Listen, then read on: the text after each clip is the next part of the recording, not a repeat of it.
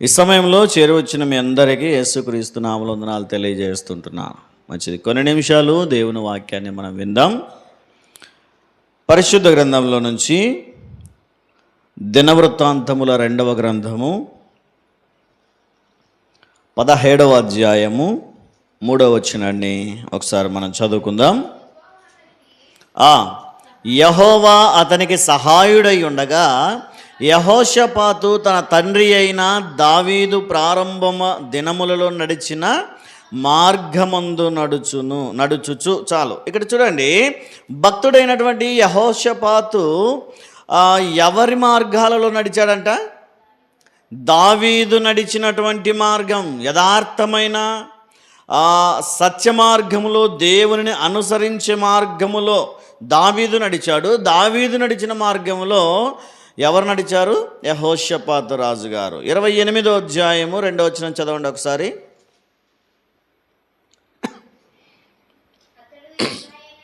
అతడు ఇశ్రాయేలు రాజుల మార్గములందు నడిచి, మొదటి వచనం చదువమ్మా. ఆహాజు ఏలనారంభించినప్పుడు 20 సంవత్సరముల వాడై యెరూషలేములో 16 సంవత్సరములు ఏలెను. అతడు తన పితరుడైన దావీదు వలె యెహోవా దృష్టికి యథార్థముగా ప్రవర్తించలేదు. ఇక్కడ మరొక రాజు మనకు కనిపిస్తాడు, ఆహాజు. అతడు దావీదు వలె ప్రవర్తించలేదంట. యెహోషాపాతు రాజు దావీదు వలె ప్రవర్తించాడంట. 29వ వచనం 2వ వాక్యం చదవండి. అతడు తన పితరుడగు దావీదు చర్య ఎంతటి ప్రకారము యెహోవా దృష్టికి యథార్థముగా ప్రవర్తించెను. చాలా, ఇక్కడ రాజైన హిజ్కియా ఎవరిలాగా ప్రవర్తించాడంట? దావీదులాగా. 34వ అధ్యాయం 2వ వాక్యం చదవండి. అతడు యెహోవా దృష్టికి నీతిని అనుసరించుచు కుడికైనను ఎడమకైనను తొలగకుండా తన పితరుడైన దావీదు చూపిన ప్రవర్తనకు సరిగా ప్రవర్తించెను. ఇక్కడ రాజైన యోషియా. 4 రాజులను చూపించాం కదా, యెహోషాపాతు కానివ్వండి, హిజ్కియా కానివ్వండి, యోషియా కానివ్వండి, ఎవరిలాగా ప్రవర్తించారంట? దావీదులాగా ప్రవర్తించాడు. ఆహాజు దావీదులాగా ప్రవర్తించలేదు అని దేవుని వాక్యంలో మనం చూసాం. అయితే ఈ చదవబడిన 4 వచనాల్లో కామన్గా కనిపించిన వాక్యం ఏంటి మీకు? 4 కనిపించిన వాక్యం ఏంటి చెప్పండి? చెప్పండి, పర్లేదు చెప్పండి. 4 వాక్యాలు చదివాం కదా, 4 రెఫరెన్స్లు. 4 రిపీట్ అయిన మాట ఏంటి? దావీదులాగా ప్రవర్తించెను. అంతేనా? 4 రాజుల్ని పోలుస్తూ ఎవరితో పోల్చారు? దావీదుతో పోల్చారు. అంటే దావీదుతో పోల్చాలంటే దావీదులో కూడా మంచి గుణాలు ఉండాలా? ఉండాలా వద్దా? ఇప్పుడు ఎవరైనా మంచి వ్యక్తిని ఒక వ్యక్తితో పోలుస్తున్నారంటే ఆ వ్యక్తి కూడా మంచివాడై ఉంటాడు. మంచి వ్యక్తిని ఎవరైనా మంచి వ్యక్తితోనే పోలుస్తారు, అంతేనా? చెడ్డ వ్యక్తిని చెడ్డ వ్యక్తులతో పోల్చినట్టుగానే, మంచి వ్యక్తుల్ని మంచి వ్యక్తులతో పోల్చినట్టుగానే ఈ 3 రాజుల జీవితాలను పరిశీలించినప్పుడు ఎవరితో పోల్చారు? దావీదు వలె ప్రవర్తించాడని, దావీదు నడిచినట్టు కుడికైనను ఎడమకైనను తొలగకుండా ప్రవర్తించాడని, చాలా విషయాలు దావీదును పోలిక తీసుకొని భక్తుడు, ఈ గ్రంథకర్త వ్రాస్తూ ఉన్నట్టుగా మనం చూస్తూ ఉన్నాం. అయితే దావీదుతో పోల్చడానికి దావీదులో ఉన్న అంత మంచి లక్షణాలు ఏంటి, అంత మంచి గుణాలు ఉన్నాయా దావీదులో అని మనం ఆలోచన చేస్తాం. దావీదు మంచివాడేనా చెడ్డవాడా? మంచివాడేనా? ఎంత మంచివాడు చెప్పండి? దేవుని హృదయానుసారుడంట. దేవుడు ఎవరినైనా మెచ్చుకున్నాడు భూమి మీద అంటే చాలామందిని మెచ్చుకున్నాడు, కానీ నాకు ఇష్టమైన వాడంటే ఎవరి పేరు చెప్తాడు దేవుడు? భూమి మీద దేవుడు పుట్టాలనుకున్నప్పుడు కూడా ఎవరి గర్భం ద్వారా వచ్చాడు? దావీదు గర్భం ద్వారానే. అంటే దావీదు గర్భం ఉంది అనుకునేది, ఆయన వంశంలో వచ్చాడని అర్థం. ఇంకా మిగతా రాజులు ఉన్నారు, కానీ ఏ వంశాన్ని దేవుడు ఆశపడినట్టుగా మనం చూడట్లేదు. ఒక యూదా గోత్రాన్ని ఆశించి దేవుడు యూదా ప్రజలను ఎన్నుకొని దావీదు వంశము గుండా భూమి మీదకి రావడానికి ఇష్టపడ్డాడు. దావీదు కుమారుడు అని పిలిపించుకోవడానికి ఇష్టపడ్డాడు. అంటే దేవుడే దావీదు కుమారుడని పిలిపించుకోవడానికి ఇష్టపడ్డాడంటే దావీదు ఎంత మంచివాడై ఉంటాడో ఆలోచన చేయండి. ఈరోజు దావీదులో ఉన్న కొన్ని మంచి లక్షణాలను మనం ధ్యానం చేసే ప్రయత్నం చేద్దాం. ఇప్పుడు దావీదు వలె ప్రవర్తించాడు, దావీదు వలె జీవించాడు, దావీదు వలె యథార్థంగా ఉన్నాడు అని ఎన్నో విషయాలు చదువుకున్నా. అయితే దావీదు ఎట్లాంటి వాడు, ఆయనలో నుండి మనమేం నేర్చుకోవచ్చు అంటే చాలా విషయాలు ఉన్నాయి నేర్చుకోవడానికి, బోలెడన్ని విషయాలు ఉన్నాయి.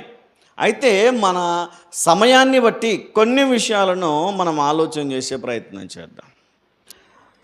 దావీదులో ఉన్న మంచి గుణాలలో మనం నేర్చుకోదగినది మొట్టమొదటిది ఏంటంటే, తను ఏదైనా చేసిన తప్పును, పలానిది చేశావు దావీదుది తప్పు అంటే వెంటనే ఒప్పుకునే గుణం ఆయనలో ఉంది. కాబట్టి దావీదు నుంచి మనం మొదటగా ఏం నేర్చుకోవచ్చు అంటే, తప్పును ఒప్పుకునే గుణాన్ని మనం నేర్చుకోవాలి అని దేవుని వాక్యం తెలియజేస్తుంది. చూడండి, 2వ సమూయేలు గ్రంథంలోనికి రండి. సమూయేలు 2వ గ్రంథము 12వ అధ్యాయము 7వ వచనాన్ని ఒకసారి మనం చదువుదాం.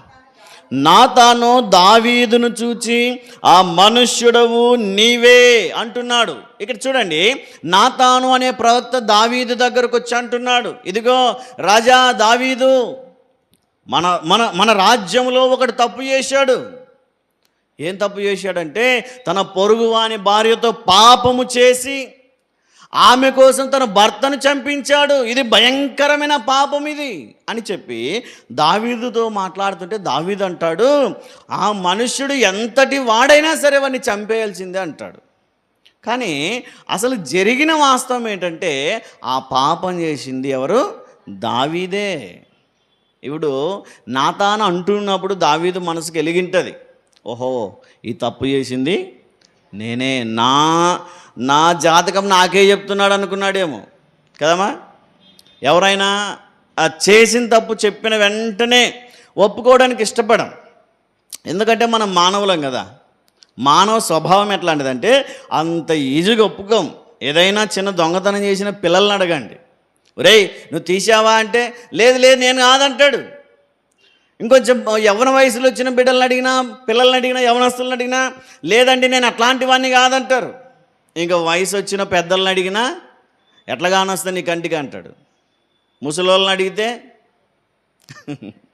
అంటే వయసు భేదం లేదు, కానీ ఒప్పుకోకుండా కప్పుకోవడం మానవుని బుద్ధి. అయితే దావీదులో ఉన్న మంచి గుణం ఏంటంటే, నాతాను ఆ యొక్క వివరణ చెబుతూ ఉన్నప్పుడు, ఇదిగో ఒక మనుషుడు తప్పు చేశాడు, పాపం చేశాడంటే దావీదు అంటాడు, వాడు ఎట్లాంటి వాడైనా ఆ మనుషుడు చావాల్సిందే. వాడిని చంపి ఖచ్చితంగా మనం ప్రాయశ్చిత్తం కలిగించేద్దామని చెప్పి దావీదు మాట్లాడుతున్నప్పుడు వెంటనే నాతాను అంటాడు, ఎవరో కాదా మనుష్యుడవు నీవే, ఇదిగో నీ పొరుగువాని భార్యతో నువ్వు పాపం చేశావు, పైగా ఆమెను నీ దానిగా చేసుకోవడానికి ఉరియాను చంపించేశావు, ఆ మనుష్యుడవు నీవే అని చెప్పగానే ఎవరో అనుకొని చెప్పేశాను, కానీ నేనే అయితే ఈ యొక్క శాసనం చెల్లదు అనొచ్చు. రాజు కాబట్టి ఈ యొక్క శాసనం చెల్లదు, నేను ఎవడో అనుకొని చంపేద్దాం అనుకున్నాను, నన్నైతే నేను ఎట్లా చంపుకుంటాను, లేదు లేదు ఇది కుదరని పని వెళ్ళిపో అని చెప్పేయచ్చు. కానీ వెంటనే నాతాను గారు చెప్పిన వెంటనే ఆయన ఒప్పుకునే ప్రయత్నం చేస్తూ ఉన్నాడు. చూడండి 12వ అధ్యాయంలోనే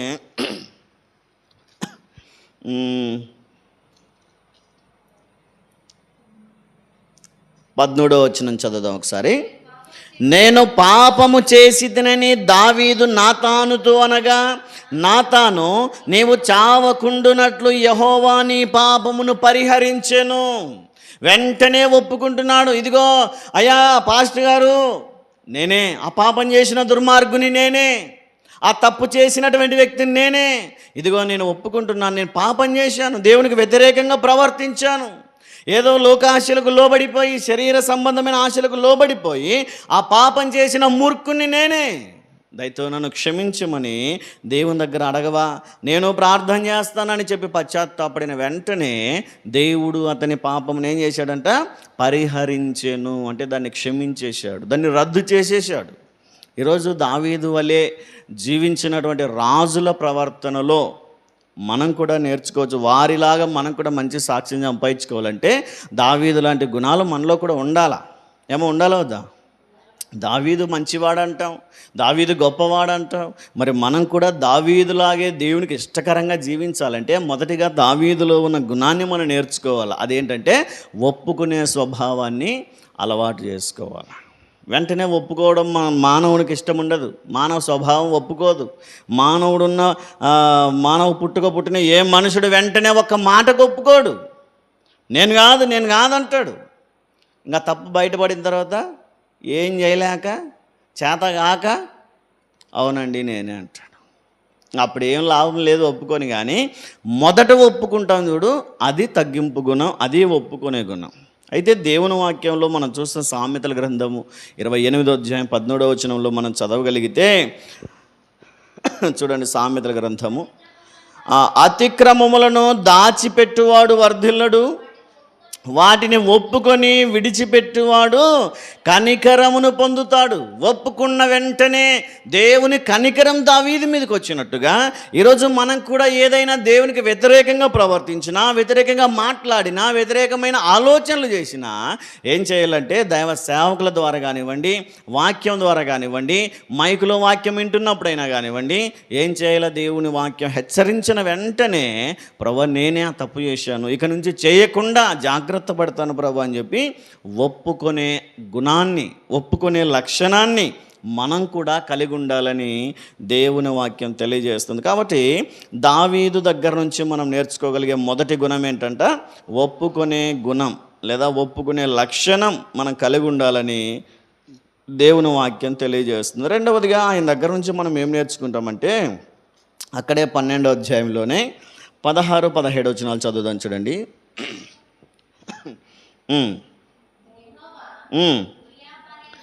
ఉరియా భార్య దావీదునకు కనిన బిడ్డను మొత్తినందున అది బహు జబ్బు పడెను. దావీదు ఉపవాసముండి లోపలికి పోయి రాత్రంతయు నేల మీద ఉండి బిడ్డ కొరకు దేవుణ్ణి బ్రతిమాలుకొనెను. ఇక్కడ చూడండి, దావీదులో ఉన్న మరొక మంచి గుణం ఏంటంటే దేవుని మీద ఆధారపడడం. మొదటిదేంటి? ఒప్పుకునే గుణం. రెండవది దేవుని మీద ఆధారపడే గుణం. దేవుని మీద ఆధారపడడానికంటే ముందు దేనికోసం ప్రార్థన చేశాడంటే ఆయన కుమారుడు చావు బ్రతుకుల్లో ఉన్నాడు. ఏ కుమారుడు అంటే ఏ స్త్రీతో అయితే పాపం చేశాడో ఆ పాపానికి పుట్టినటువంటి బిడ్డను దేవుడు చంపేయాలని అనుకున్నాడు. ఎందుకంటే పాపం ద్వారా వచ్చిన గర్భఫలాన్ని దేవుడు ఒప్పుకోడు, అంగీకరించడు, దాన్ని నిలవనీయడు. గనక దేవుడు హెచ్చరించి ఆ బిడ్డను మొత్తాడంట, ఆ బిడ్డను గాయపరిచాడు, ఇక మంచాన పడేశాడు. ఇంకా రేపో మాపో చనిపోతాడనగా దేవుడు దావీదు ఏమనుకున్నాడంటే సరే నా దేవుడు కనికరిస్తాడు కదా అని చెప్పి ఏం చేశాడంటే ఉపవాసం ఉండి రాత్రంతా ప్రార్థన చేశాడంట. ఇప్పుడు ఆ బిడ్డను బ్రతికించమని ఎవరికి ప్రార్థన చేస్తున్నాడు? దేవునికేనా? ఆ బిడ్డను చంపాలని ప్రయత్నం చేస్తుంది ఎవరు? దేవుడేనా? ఇప్పుడు దేవుని చిత్తం నెరవేరుతుందా? దావీదు ప్రార్థన నెరవేరుతుందా? దేవుని చిత్తమేనా? మరి ఇంకేం లాభం? ప్రార్థన చేసి ఏం లాభం?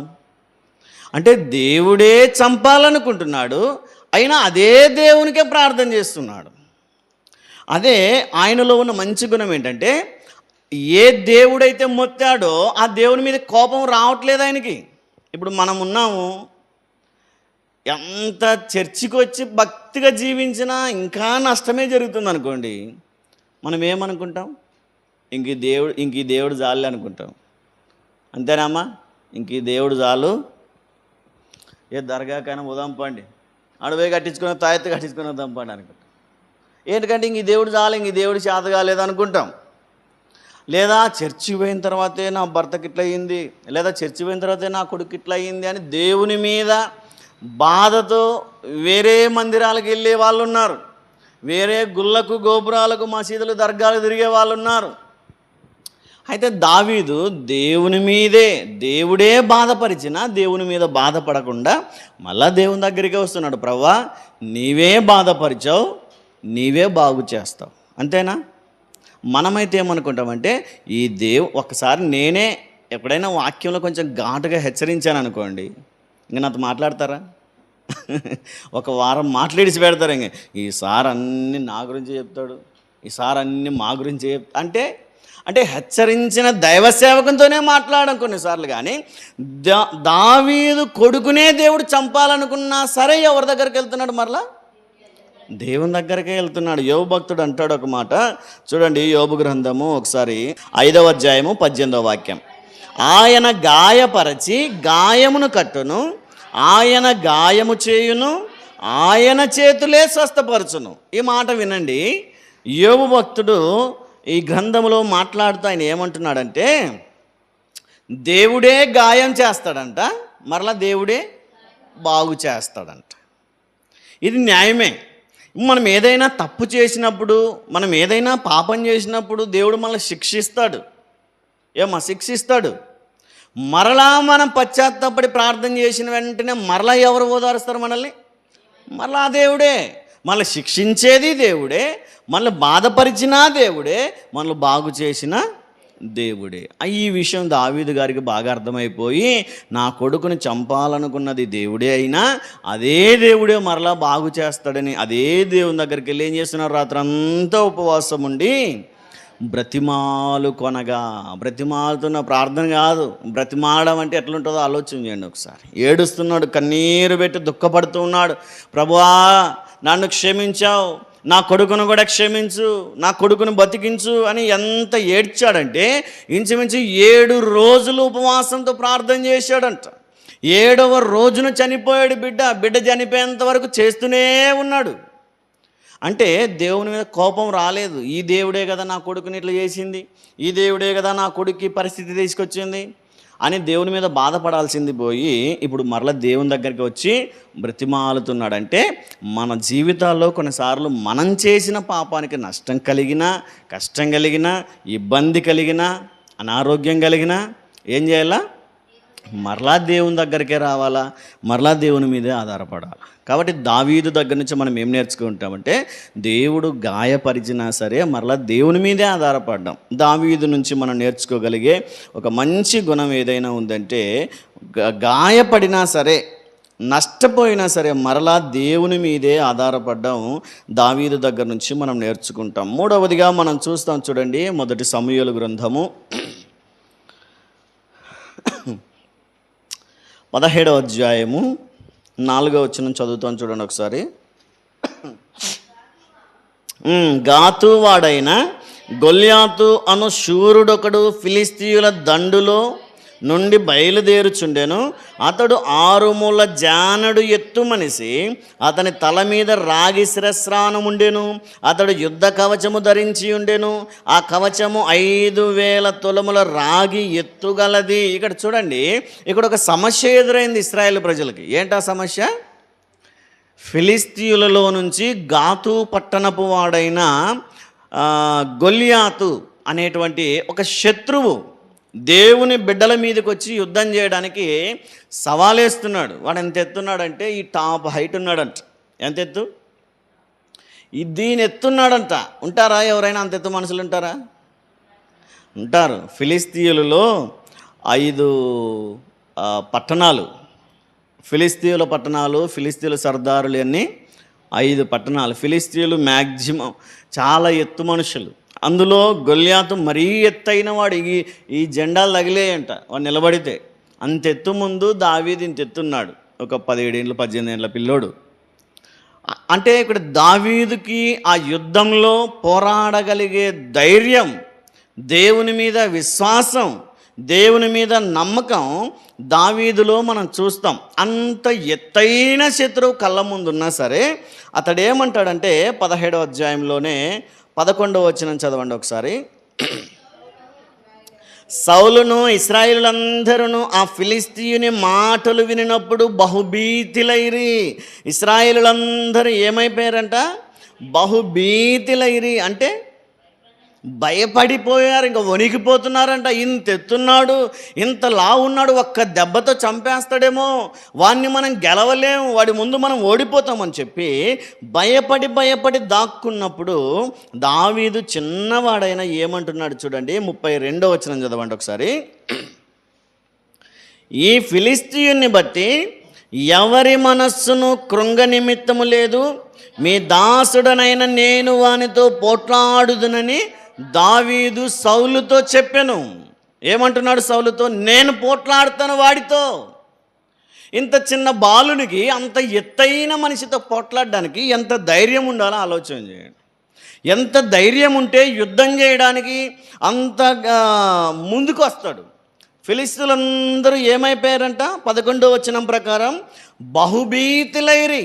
ఇశ్రాయేలులందరికీ వనకడ పుట్టుకునిందంట. దావీదుకు ఒక్కనికి ఏముంది? ధైర్యం ఉంది. దావీదు లాంటి ధైర్యం మనం కూడా కలిగి ఉండాలి. ఈరోజు మన ముందున్నటువంటి శ్రమలు, మన ముందున్నటువంటి శోధనలు, మన ముందున్నటువంటి ఇరుకులు, ఇబ్బందులు, అవమానాలు కూడా గొల్యాతులాగా ఎత్తుగా ఉన్నాయి. అయితే మనలో ధైర్యం లేకపోతే ఇశ్రాయేలులాగా భయపడి వెళ్ళిపోతాం. అదే దావీదు లాంటి గుణం ఉంటే ధైర్యంతో ముందుకు వస్తాం. దేవుడు ఉన్నాడు అని నమ్మితే, దావీదులాగా దేవుడే నాకు సహాయం చేస్తాడని విశ్వసిస్తే, దేవుడే యుద్ధమును చేయిస్తాడు, చేసేది నేనైనా, నా వెనకుండి శత్రువును ఓడించేది దేవుడు అని దావీదులాగా మనం కూడా నమ్మగలిగితే మనకు కూడా ధైర్యం వస్తుంది. కాబట్టి దావీదు నుంచి మనం నేర్చుకోగలిగే మూడో విషయం ఏంటంటే ధైర్యం కలిగి జీవించడం నేర్చుకోవాలి. మనకు ఎదురయ్యే శోధనలు, శ్రమలు, నిందలు, అవమానాలు మనకంటే ఎత్తైనవే, మనకంటే భారమైనవే, మనకంటే కష్టమైనవే. అయితే ఇశ్రాయేలులాగా భయపడకుండా ఏం చేయాలంట? దావీదులాగా ధైర్యం కలిగి ఉండాలని దేవుని వాక్యం తెలియజేస్తుంది. నాలుగవదిగా మనం దావీదులో నుంచి ఏం నేర్చుకోగలుగుతాం చూడండి. ఒకసారి 2వ సమూయేలు గ్రంథము 9వ అధ్యాయము 7వ వాక్యం చదువుదాం.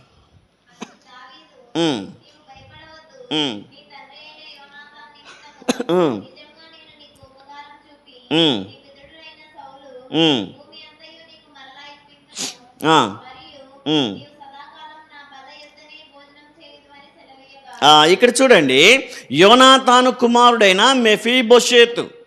యోనాతాను చనిపోయిన తర్వాత, సౌలు రాజైన సౌలు గారు చనిపోయిన తర్వాత మెఫీబోషేతు ఒంటరివాడైపోయాడు.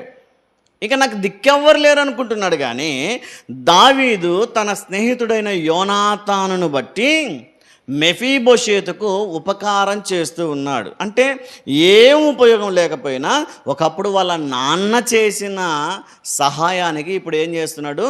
కృతజ్ఞత చూపిస్తున్నాడు. కాబట్టి దావీదులో నుంచి మనం నేర్చుకోగలిగింది నాలుగవది ఏంటంట?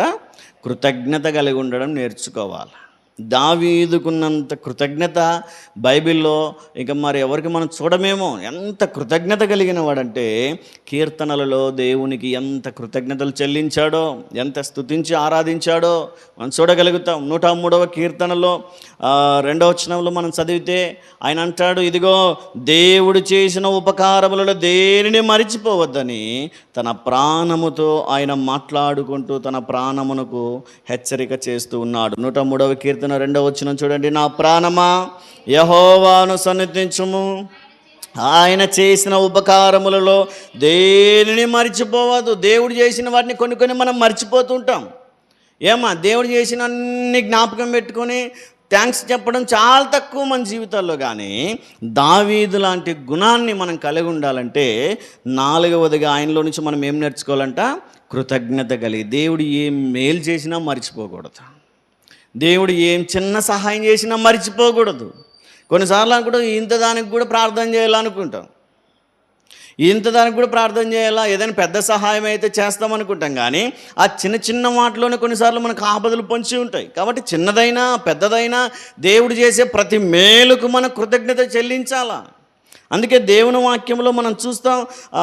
తెస్సలోనిక మొదటి పత్రిక చదువుతాం మనం. చూడండి 5వ అధ్యాయము 16-18 వచ్చిన కలిసి ఉంటాయి. అక్కడ చదువుతాం, ప్రతి విషయమందును కృతజ్ఞతాస్తుతులు చెల్లించుడి. ఎక్కడ చెల్లించాలంటే ఎక్కడెక్కడ? ప్రతి విషయంలో, ప్రతి సమయంలో కృతజ్ఞతాస్తుతులు చెల్లించాలా. కృతజ్ఞతా భావం లేకుండా దేవుడిచ్చేటివన్నీ ఆస్వాదిస్తూనే, దేవుడిచ్చే ఆరోగ్యాన్ని అనుభవిస్తూనే చాలామంది దేవుణ్ణి కూడా జ్ఞాపకం చేసుకోరు. ఇట్లాంటి గుణం మంచిది కాదు. అయితే మనం ఏం కలిగి ఉండాలా? నాలుగవది అంటే కృతజ్ఞత కలిగి జీవించాలని, దావీదులాగా మనం మంచి గుణాన్ని కలిగి ఉండాలని దేవుని వాక్యం తెలియజేస్తుంది. ఆఖరిగా 5వదిగా దావీదులో నుంచి మనం ఏం నేర్చుకోగలుగుతామంటే దేవుణ్ణి ఆరాధించడం నేర్చుకుంటాం. దేవుణ్ణి ఆరాధించే వ్యక్తుల్లో దావీదు ప్రథమ స్థానంలో ఉంటాడు. ఆ పరలోకంలో దేవుడు ఆరాధించబడుచున్నాడు. కెరూబుల ద్వారా, శరాపుల ద్వారా 24 పెద్దలు, అనేక వేల కొలది పరిశుద్ధులతో దేవుడు నిరంతరము పరిశుద్ధుడు పరిశుద్ధుడని పొగడబడుతున్న దేవుడు ఆ తర్వాత అంతటి ఘనమైన ఆరాధన ఎవరి ద్వారా పొందుతున్నాడంటే తన భక్తుల ద్వారా. అందులో మొదటి స్థానంలో దావీదు గారు ఉంటారు.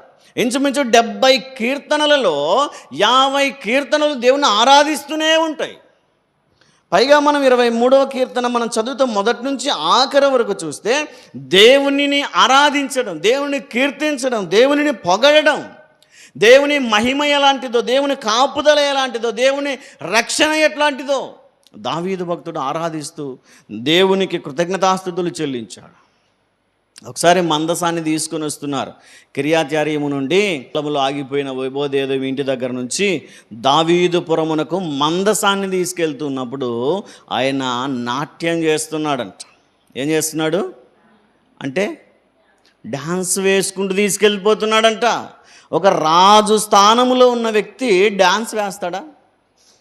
ఏమ్మా ఆలోచన చేయండి. మన మంత్రులు, ఎమ్మెల్యేలు ఉంటారు, డ్యాన్స్ వేస్తారు ఎక్కడైనా? వేయరు. ఎందుకంటే అది ఒక డిగ్నిటీ. ఆ స్థాయికి తగినట్టు డిగ్నిటీగా ఉండాలా. ఎట్లా పడితే అట్లా మాట్లాడడానికి, ఎట్లా పడితే అట్లా కూర్చోవడానికి, లేవడానికి ఉండదు. డిగ్నిటీగా ఉండాలా, డిగ్నిటీగా మాట్లాడాలా, డిగ్నిటీగా ప్రవర్తించాలా. అదొక డిగ్నిటీ మెయింటైన్ చేయకపోతే పిచ్చోని తీసుకొచ్చి అధికారం చేశారు అనుకుంటారు. అయితే అంత గొప్ప అధికారంలో ఉండి, రాజు స్థానంలో ఉండి నేను రాజునని మరిచిపోయాడు. నేను రాజునైనా, మంత్రినైనా, భటునైనా, సైన్యునైనా తర్వాత మొదట నేను దేవుని కుమారుని అనుకున్నాడు. రాజు స్థాయిలో ఉండి కూడా ఎట్లా డాన్స్ చేశాడంటే తన చొక్కా ఊడిపోయి కింద పడిపోతుంటే కూడా జ్ఞాపకం లేకుండా, తన బట్టలు ఊడిపోతుంటే కూడా జ్ఞాపకం లేకుండా దేవునిలో లీనమైపోయి డాన్స్ చేస్తున్నాడు. భార్య చూసింది, పైన మిద్ది మీద నుంచి కిటికీలో నుంచి చూసింది మీకాలు. చూసి వచ్చిన తర్వాత, ఇంటికి వచ్చిన తర్వాత అంటది, నువ్వు రాజువేనా? ఇంతకీ నువ్వు ఒక రాజులాగున్నావా? ఏంది పిచ్చోన్లాగా డ్యాన్స్ చేస్తున్నావేంది? నువ్వు ఎవడో పనికి మాలినోడు వేసినట్టుగా డ్యాన్స్ చేస్తున్నావేంటి నువ్వు అని అసహించుకునిందంట. మీరు నమ్మండి, చనిపోయేంత వరకు ఆమెకు పిల్లలు కాలేదు. ఆయన ఏమి డ్యాన్స్ ఎక్కడేశాడు? గణపతుల ముందు వేసాడా? కాదు కదా. వ్యర్థమైన మాట ముందు వేసాడా? బారాతులు వేస్తున్నాడా? తిరుబిన్లు వేస్తున్నాడా? మెరవన్లు వేస్తున్నాడా? ఎక్కడేశాడు? దేవుని మందసం ముంగిట మైమరిచిపోయి దేవుని ఆరాధించాడు. అంత గొప్ప ఆరాధికుడు. ఆయన దగ్గర వీణ ఉండేది. అడవిలో, అరణ్యాలలో గొర్రెలు కాస్తూ ఉన్నప్పుడు ఒంటరిగా ఉండేవాడు. చీకటిలో పగలంతా పాటలు పాడుకుంటూ చీకటి కాగానే ఆయన స్వరం ఎత్తి పాటలు పాడేవాడు, దేవుని ఆరాధించేవాడు. ఇంకా దేవుడే దిక్కు, నాకు ఈ అరణ్యంలో ఎవ్వరు లేరన్నంతగా దేవునితో కలిసిపోయాడంట. పాటలు పాడుకోవడం. అరణ్యంలో పాడిన పాటలే ఈ కీర్తనల గ్రంథం. ఎక్కడ రాసినవంటే అరణ్యంలో తన జీవిత కాలంలో అతని అనుభవాలు అవన్నీ రాజు అయిన తర్వాత రాసినవి ఉన్నాయి, రాజు కాకముందు రాసినవి ఉన్నాయి, బాల్య వయసులో రాసినవి ఉన్నాయి. ఇంత గొప్ప కీర్తనాకారుడు, ఇంత గొప్ప ఆరాధకుడుగా దావీదు భక్తుని మనం చూస్తాం. దావీదు తను మైమరిచిపోయి దేవుణ్ణి ఆరాధించాడంట. మనం కూడా దావీదు లాంటి గుణం కలిగి ఉండాలంటే ఏం నేర్చుకోవాలి? 5వదిగా దేవునిని హృదయపూర్వకంగా ఆరాధించడం నేర్చుకోవాలి.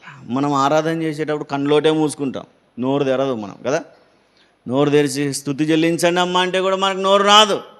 ఏమంటే ఈ పక్క న్యాయం ఏమనుకుంటుందో, ఈ పక్క న్యాయం ఏమనుకుంటుందో, ఆ ముందు న్యాయం నాగుతుందో, వెనక న్యాయం నాగుతుందో, ఇవే మన ఆలోచనలు. కానీ నేను దేవుని ఆరాధిస్తున్నానని మరిచిపోతాం.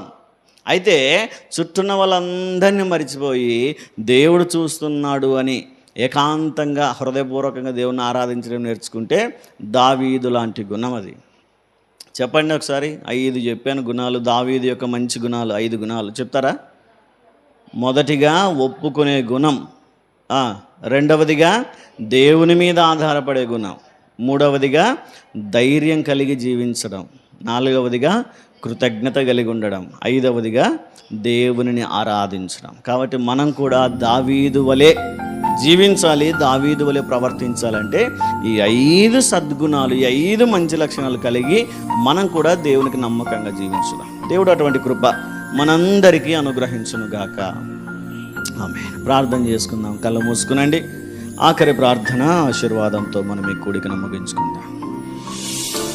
మహోన్నతుడా, మహాగణుడా, గొప్ప దేవుడా, మీ ఉన్నతమైన, శ్రేష్టమైన, అత్యున్నతమైన పాదములకు వేల కొలది స్తుతులు, స్తోత్రాలు చెల్లిస్తుంటున్నాం ప్రభా. మరొకసారి ఈ రాత్రికాల సమయంలో ఈ విధంగా మీ సన్నిధిలో చేరి మేమందరమును నిన్ను ఆరాధించి మహిమపరిచి కృతజ్ఞతాస్తుతులు చెల్లించడానికి మీరు ఇచ్చినటువంటి సమయాన్ని బట్టి మీకే స్తోత్రాలు ప్రభా.